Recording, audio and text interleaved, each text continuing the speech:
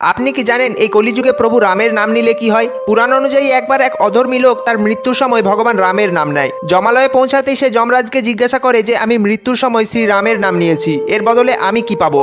তখন অনেক ভেবে যমরাজ বলেন যে এর উত্তর তো তিনিই দিতে পারবেন যিনি এই জগতের সৃষ্টি করেছেন। তারপর যমরাজ ওই অধর্মীকে নিয়ে ভগবান ব্রহ্মার কাছে যায় এবং ব্রহ্মাকে ওই একই প্রশ্ন করে। তখন ভগবান ব্রহ্মা বলেন যে এর উত্তর তো তিনিই দিতে পারবেন যিনি সর্বদা প্রভু রামের নাম জপ করেন। তারপর সবাই মিলে ভগবান শিবের কাছে যায় এবং ভগবান শিবকেও একই প্রশ্ন করে। তখন ভগবান শিব বলেন যে এর উত্তর তো তিনিই দিতে পারবেন যিনি স্বয়ং রামের অবতার নিয়েছিলেন। তারপর ভগবান শিব, ব্রহ্মা, যমরাজ এবং ওই অধর্মী লোকটি ভগবান বিষ্ণুর কাছে যায় এবং ভগবান বিষ্ণুকেও একই প্রশ্ন করে। তখন ভগবান বিষ্ণু হেসে বলেন এই অধর্মী মৃত্যুর সময় শুধু একবার শ্রী রামের নাম নিয়েছে, তার ফলস্বরূপ ও যমরাজের দ্বারা একসাথে ত্রিদেবের দর্শন পেয়েছে। বন্ধুরা, এর থেকে বড় পাওনা আর কি বা হতে পারে? তাই এর দ্বারাই বোঝা যায় যে প্রভু রামের কি অপার লীলা। কমেন্টে জয় শ্রীরাম লিখতে ভুলবেন না।